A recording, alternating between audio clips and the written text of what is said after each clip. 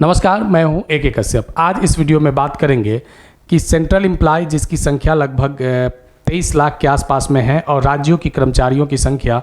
जो अलग अलग राज्यों में NPS के अंदर कवर हैं, तो ये सभी कर्मचारियों के लिए एक जो न्यूज़ निकल कर आया है और मुख्य रूप से ये न्यूज़ पे चर्चा इसलिए कर रहे हैं क्योंकि अभी सबसे ज़्यादा हॉट इशू ये बना हुआ है उन एम्प्लॉय के लिए जो NPS से कवर है। आज इस वीडियो में चर्चा करेंगे कि किस तरीके से NPS और UPS के उस खेल में जो पेंशन को लेकर जो रचा गया था, पेंशन को लेकर जो तैयार किया गया था, अब इसमें कर्मचारियों को एक नए तरीके से फिर से एक नई व्यवस्था में शामिल करने का मौका दिया जा रहा है। इस वीडियो को आप लास्ट तक ज़रूर देखिएगा। अगर आप केंद्रीय कर्मचारी हैं, ये पेंशनर्स हैं, तो आपके लिए वीडियो महत्वपूर्ण है। आज के इस वीडियो में जिस विषय पर हम बात करने जा रहे हैं, लेकिन अगर आप नए जुड़े हैं तो चैनल को जरूर सब्सक्राइब करके बेल आइकन को दबा दीजिएगा। वीडियो अच्छा लगेगा तो लाइक शेयर जरूर कीजिएगा। देखिए, सबसे पहले जिस मुद्दे को हम यहाँ पे लेके चल रहे हैं वह NPS और UPS के बीच का मुद्दा। आप देखे होंगे कि 1 अप्रैल 2025 से जो कर्मचारी NPS में थे उन लोगों के लिए UPS का ऑप्शन खोला गया था। अब देखिए, हुआ क्या था कि जब UPS का ऑप्शन खोला गया तो यहाँ पे केंद्र सरकार को लगा कि एक बड़ी संख्या में लोग UPS की तरफ मूव करेंगे, लेकिन इसका जो 3 महीने का डेडलाइन तय किया गया था कि जो NPS से UPS में जाना चाहते हैं तो उनके लिए डेडलाइन तय हुआ था, लेकिन इतनी कम संख्या में लोग NPS से UPS में गए थे कि सरकार इससे एकदम कहे तो हताश हो गया था। बाद में फिर से 3 महीने का डेडलाइन और बढ़ाया गया और 30 सितंबर तक डेडलाइन निर्धारित है कि जो कर्मचारी चाहे तो वह एक बार NPS से UPS में जा सकता है। अब यही पैटर्न अगर बाद में राज्य भी अगर लागू करता है तो इसमें बात करें तो राज्य एम्प्लॉय को अगर जोड़ ले तो इसमें संख्या लगभग 1 करोड़ के आसपास में पहुंच जाएगी। अब यहाँ पे जिस मुद्दे को हम यहाँ पे चर्चा में लाए हैं कि जो सदन में जो बातें चले हैं कि ओल्ड पेंशन स्कीम को लेकर, न्यू पेंशन स्कीम को लेकर, यूनिफाइड पेंशन स्कीम को लेकर NPS से अलग UPS को लाया गया था। केंद्रीय कर्मचारियों को लगा था कि इसमें जो मिनिमम 10,000 पेंशन की बात है, 25 वर्ष की सेवा अवधि के बाद 50% इसमें पेंशन की बात है, इसमें ग्रेच्युटी है, डेथ ग्रेच्युटी है, सुपर एनुएशन दिया जाएगा। लेकिन जब इसका पूरा फाइनल गजट निकल कर आया तो इसमें पेंशन पाने के लिए कॉर्पस छोड़ने की बात आ गई। इसमें फिर वही आपका अंशदायी पेंशन की तरह ही जैसे NPS में कटौती था 10%, वैसे ही आपकी मूल वेतन से और DA से 10% की कटौती UPS में भी रखा गया। तो ये जिस समय से हम NPS और UPS पे चर्चा कर रहे हैं उस समय से यह भी कहते थे कि NPS और UPS में अगर देखा जाए, बहुत सारे वीडियो में इस बात पे हमने चर्चा भी किया है कि NPS और UPS में भी देखा जाए तो आने वाले समय में UPS जो है वो NPS से भी बुरा हो जाएगा और इसका हश्र अब देखने को मिल चुका है। देखिए, इससे पहले यहाँ पे चलते हैं कि जिस तरीके से फाइनेंस मिनिस्टर ने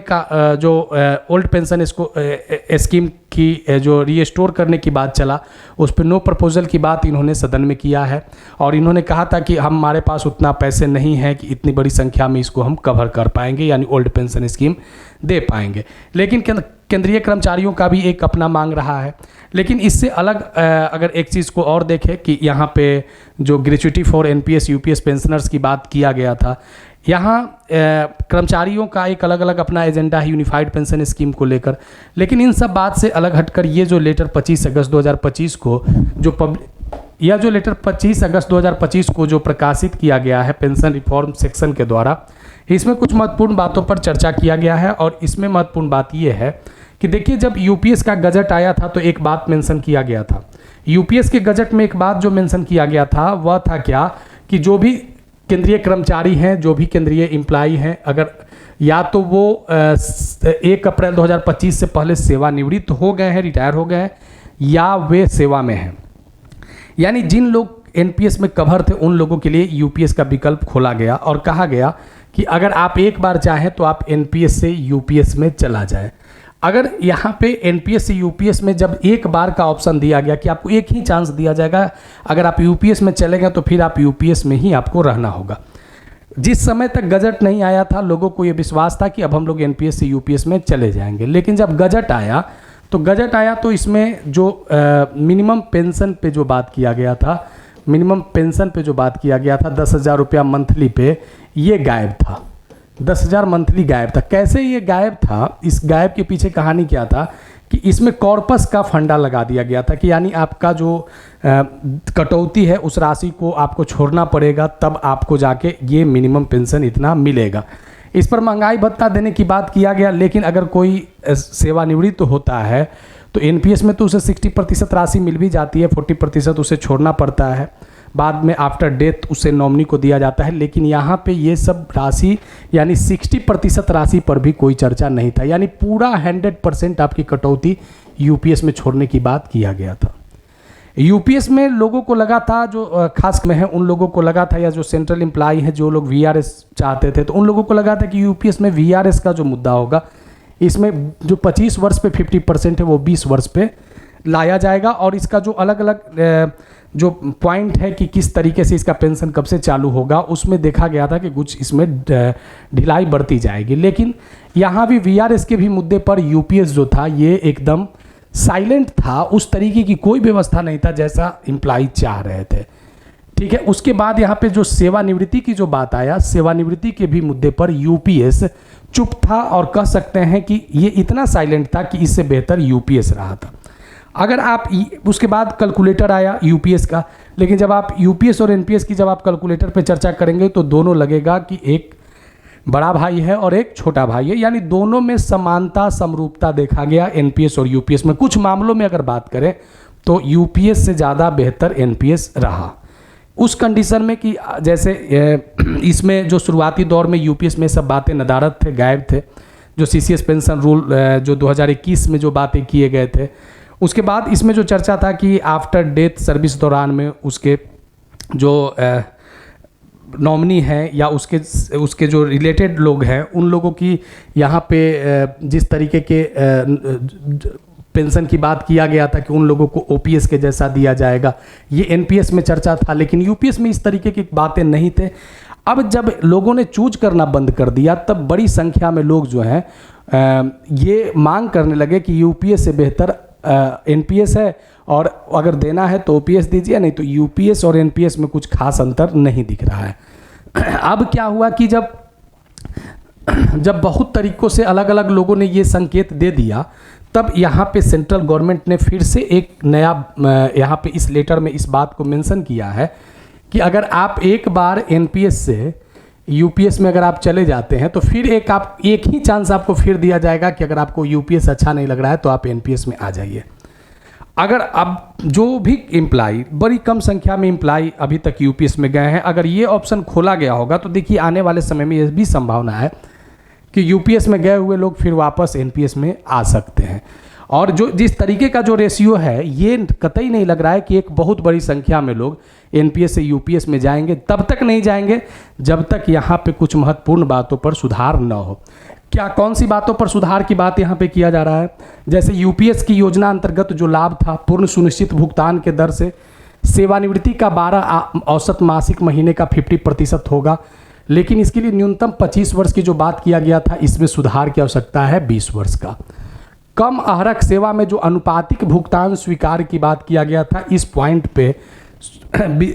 सुधार करने की ज़रूरत है, क्योंकि यहाँ अनुपातिक सेवा में क्या हो रहा है कि 10 वर्ष की सेवा मिनिमम इसमें अहरक सेवा में रखा गया है, और 50% पाने के लिए 25 वर्ष से अधिक की सेवा रखा गया। अगर 25 वर्ष से कम और 10 वर्ष से ज़्यादा है तब यहाँ पे रेशियो पेंशन की बात किया गया है, जो कर्मचारियों को कतई पसंद नहीं है, क्योंकि वे चाह रहे हैं कि मेरे जो अंतिम वेतन है उसके 50% मिले, अहरक सेवा मेरा जो भी रहा हो। अब देखिए कि 10 साल या उससे अधिक अहरक सेवा के बाद प्रति माह 10,000 रुपया न्यूनतम गारंटी युक्त भुगतान। लेकिन ये गारंटी तब कहाँ रह पाता है जब ये अपने 10% जो यूपीएस में जो कटौती दे रहे हैं, और जो कहा जा रहा है कि यूपीएस में 18.5% सरकार देगा। अब भले इसका फंडा अलग हो, लेकिन ये 28.5% राशि कहाँ लौटाई जा रही है। तो इसमें भी एक महत्वपूर्ण रूप से बात जो आने वाले समय में यूपीएस में तभी लोग जा सकते हैं बड़ी संख्या में जब इसमें भी चेंजिंग की आवश्यकता है। 25 वर्ष की अहरक सेवा के बाद वीआरएस के मामले में, एस्योर्ड पेमेंट के मामले में उस तारीख को कर्मचारी की सेवा में जारी रहते हुए अधिवार्यता प्राप्त कर लिया हो। यहाँ पे जो सबसे बड़ा जो वीआरएस का जो मुद्दा उठा है, इसमें अगर आप देखेंगे तो अलग अलग प्लेटफॉर्म पे ये चर्चाएं हैं किए जाते हैं कि 20 वर्ष यहाँ पे वीआरएस को किया जाए, और साथ ही यहाँ पे इस बात पे भी चर्चा है कि इसके लिए जो पेंशन की शुरुआत है उसकी जो टाइमलाइन है उसमें भी सुधार किया जाए। अब यहाँ पे देखिए कि जो बात यहाँ पे जो भी मुद्दा फंसा हुआ है, जो कर्मचारियों की दिलचस्पी नहीं दिखती है एनपीएस और यूपीएस में, वह है अंशदायी और गैर अंशदायी। क्योंकि एम्प्लॉय चाहते हैं कि मेरा जो